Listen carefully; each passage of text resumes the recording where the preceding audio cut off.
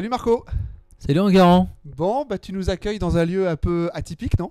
Oui, c'est un lieu un peu magique pour moi. C'est un lien avec ma passion, la moto. On appelle ça l'entrepote. Et c'est là qu'on se retrouve dans cet entrepote avec le club des motards en polaire. Et vous parlez un peu de management en moto? Oui, on manage aussi un petit peu pour se coordonner, essayer d'arriver tous ensemble au même endroit. C'est des fois un peu compliqué en effet. Bon, Donc on va voir c'est une comment autre on peut passion. faire. Très bien.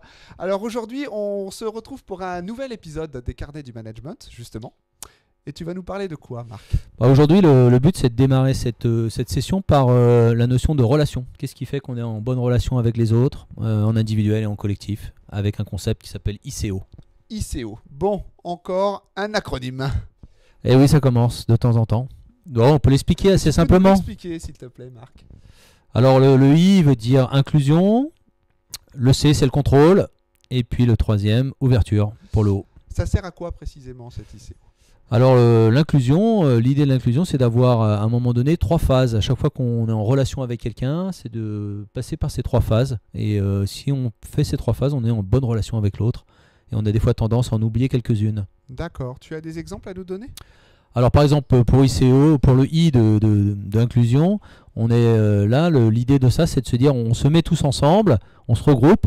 Et on va ensemble quelque part où on va faire quelque chose ensemble. Donc l'idée c'est déjà de se regrouper et de créer une entité commune, collective, de passer d'une somme d'individualité à un collectif. Et l'exemple par exemple c'est de se dire c'est quoi la météo du jour, et chacun dit moi c'est le soleil, moi c'est le nuage, etc. Pour essayer d'avoir un peu l'état d'esprit de chacun. Bon, donc on a un petit peu ouvert les chakras.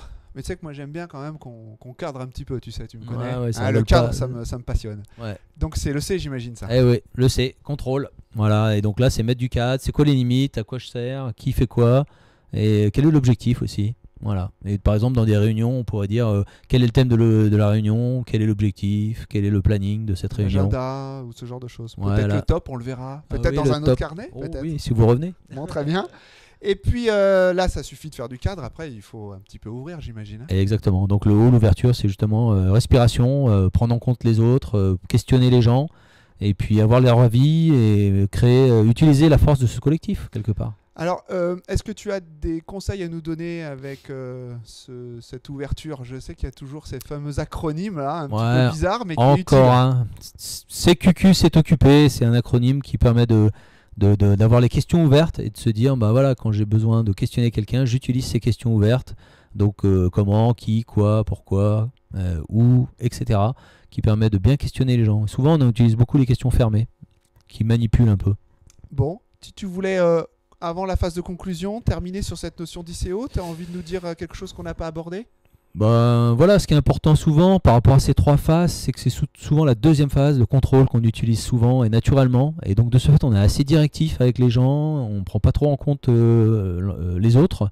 Et donc le risque, c'est de faire que du contrôle. Donc pensez bien à faire une inclusion et de l'ouverture à chaque fois que vous voulez communiquer avec quelqu'un en individuel ou en collectif. Bon, super. Avant de nous laisser, un mot de la fin? Le mot de la fin, c'est comme d'habitude, soyez tous des colibris, il faut que chacun fasse sa part des choses et grâce à ça, on peut changer peut-être le monde. Merci Marc et merci encore de nous avoir accueillis ici. Eh bien, avec plaisir. À bientôt. Tu peux, hein. Bon Geneviève, alors, tu as vu ce premier épisode là, entre guillemets, qu'est-ce que tu en penses de ce qu'on a fait? C'est bien, ça résume bien tout ce que tu nous avais dit. D'accord. Mais il y a quand même, je reste sur ma fin sur l'histoire du colibri là. Ouais. Tu pourrais nous expliquer le lien entre le colibri et puis de faire sa part? Ouais. Donc le colibri, ça vient de Pierre Rabhi entre autres, et l'idée du colibri, c'est de dire les animaux sont enfermés dans la forêt, envahis par le feu là, et ils sont encerclés. Et tout le monde dit on va mourir, c'est désespéré un peu. Et puis le colibri, il va dans une flaque d'eau, il prend une goutte et il met sur le bord du feu, et petit à petit il fait des allers-retours comme ça. Et l'idée du colibri, c'est de se dire, la légende veut dire après, chaque animal va faire un peu pareil, et grâce à ça ils vont pas être brûlés. Donc c'est ça l'idée. Et donc par rapport au management et à ce qu'on fait, l'idée c'est si chaque manager, si chaque collaborateur fait un peu les choses différemment, on risque sûrement de se sauver, et pas attendre que quelqu'un d'autre, quelque chose d'autre arrive ou nous aide, mais à chacun de prendre ses responsabilités et de changer un peu soi. Donc c'est ça l'idée de la légende du colibri, et d'où le nom de ma boîte. Ça te va? Ouais, très bien.